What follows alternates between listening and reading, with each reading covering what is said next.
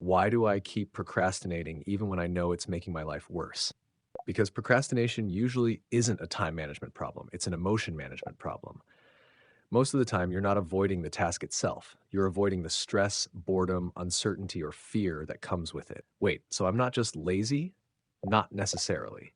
If you can spend 3 hours organizing your room instead of writing one email, that's not laziness. Your brain is choosing a task that feels emotionally easier. Why does my brain do that? Your brain is built to seek immediate comfort.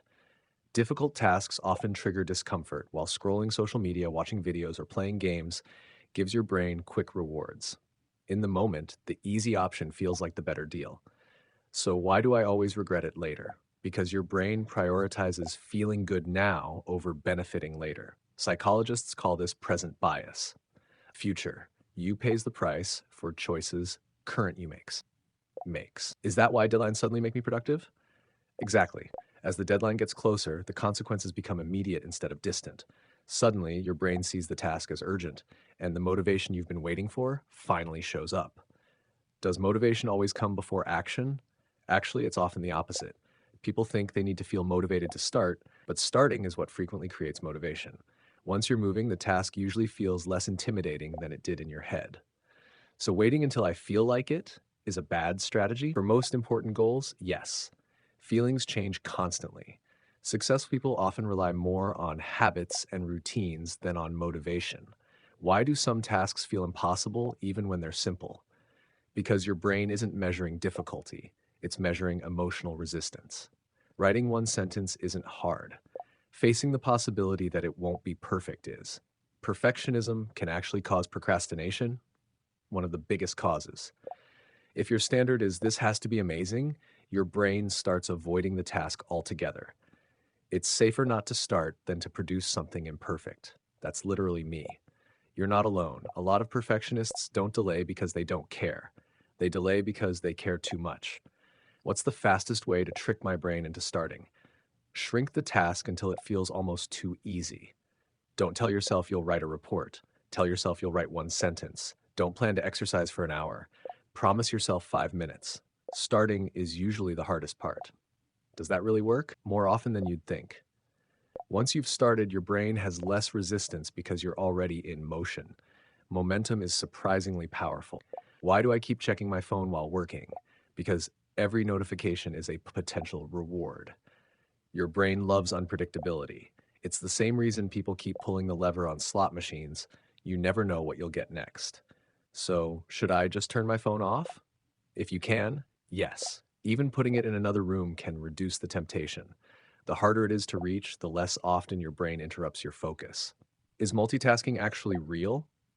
Not in the way most people think.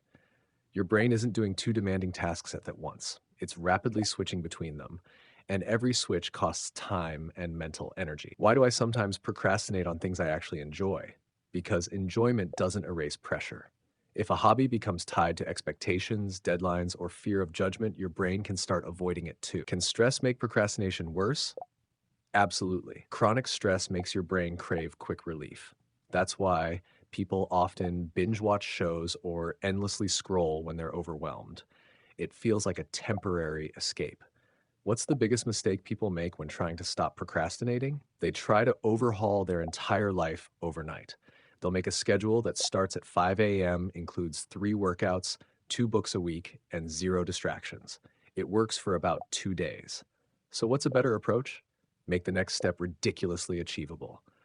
Build consistency before intensity. A small habit you repeat every day beats an ambitious plan you quit after a week. Does your environment really matter that much? More than willpower in many cases. If your desk is full of distractions and your phone is buzzing every few minutes, you're fighting your environment instead of working with it. How can I make focusing easier? Remove friction from good habits and add friction to bad ones. Leave your notebook open before bed. Keep distracting apps logged out. Put the TV remote in another room. Tiny changes make good decisions easier. What if I've been procrastinating for years? Then don't expect to fix it in one weekend. Procrastination is a habit, and habits change through repetition, not guilt. Every time you choose to start instead of delay, you're training your brain. Is being hard on myself helping at all? Usually not. Research shows that excessive self-criticism often leads to more avoidance, not less.